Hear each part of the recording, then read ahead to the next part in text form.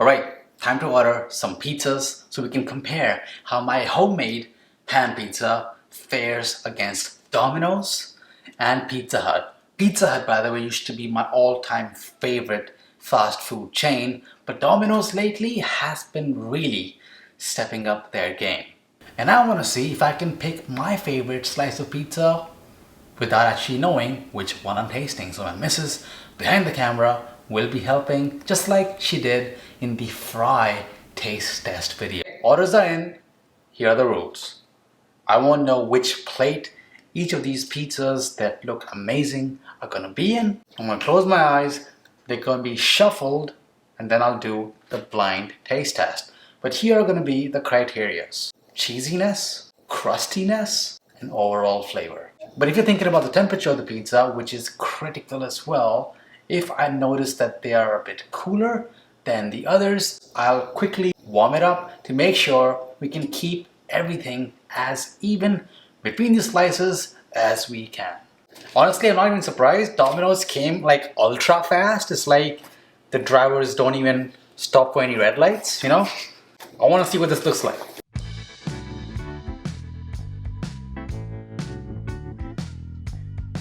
That was Pizza Hut. They just called. They're coming up now.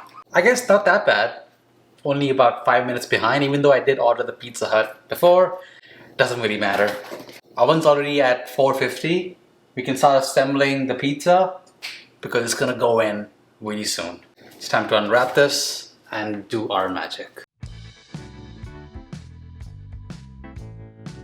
How I made this pizza was with a Polish starter and making my Napolitana style dough. Make sure you check out the full video because I go into much more details there. But essentially, once this dough has been kneaded, it yields 3 portions. One of them is enough for a 10.5-inch skillet pan pizza. What's key here is letting that dough do a cold proof for about 48 to 72 hours, because when it's done, it's gonna look just like this. You do want to let the chill off by letting the dough out to breathe for about an hour, and then make sure you grease that pan with olive oil. That helps to really add a lot of flavor and develop a golden brown crust. The dough may be a bit resistant to being stretched out. Do your best. Cover the pan and then let this proof for about 1 to 2 hours. I just popped it in the oven with the proof setting. Then, once it has relaxed, you can probably spread it out all the way to the edges, add your toppings, add the cheese, and then pop it in an oven that's been preheating at 500 for about an hour. And once the pizza is done, we are ready to rock and roll and get this blind taste test going.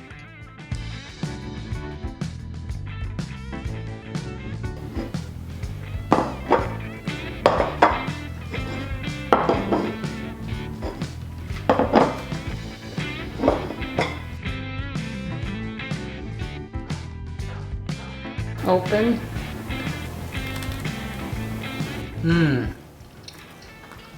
I know right away. That's Pizza Hut. I think we should score at the end because I may glance at which one I took a bite in. So pizza number 2, let's go.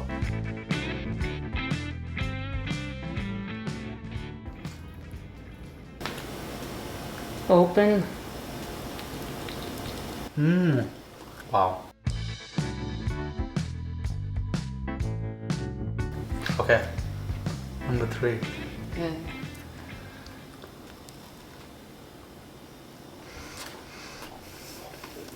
Well, first one was Pizza Hut. Huh. Second one was my pizza. Yeah. And third one was Domino's. You guessed them all right. They have such distinct flavors. I think that's why. Like, Pizza Hut has that iconic crust and that soft, pillowy center in the dough and the cheese. Like, so, the scores. Let's not get ahead of ourselves. The criteria are cheesiness, crustiness, and overall flavor. For cheesiness, Pizza Hut, that was a good pull, I think. I didn't see the pull. Was there a pull? There was a pull. Yeah. That was a solid, like. In this context, a 5. Crust, I mean, it's a tasty crust, but it's what most people complain about. It's really bready. I'm gonna give that a 3. And overall flavor, solid 4. Yeah, solid 4. Because of the bready crust compared to the other ones. Then my pizza, I think, was second, right? Yeah. The sauce, I love that sauce so much. It like shines through. The thing with the Pizza Hut sauce, you know that it's there. But with my pizza and the sauce and how simple it is, the richness, it like shines through and really works with that cheese. There was a bit of spice to it too. I really like that. And the crust had way more flavor. Way more flavor. It was not just like bread. It was like sourdough bread. You know, it was really flavorful. So crust, I have to give it a 5 because it was not just plain bread. It was something going on that was fun in it. Cheesiness, there was no pull, I think. Huh? Yeah, because I didn't feel much. So the cheese was really tasty. The thing is, you could always just make a cheese. Like, you have control. I could always make more. Yeah, I could always put like some fresh mozzarella on top. I can add extra cheese. I can add provolone. There's so much more you can do with the homemade one. You have control over it. Yeah, I think it was a 4 because it was just very tasty. The cheese was very nice. And then overall flavor, yeah, the flavor is great. That's a 5.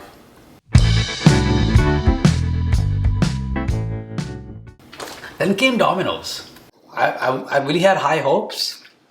This pizza though was a bit drier than I wanted it to be. The amount of sauce, even the one that I did homemade, was regular.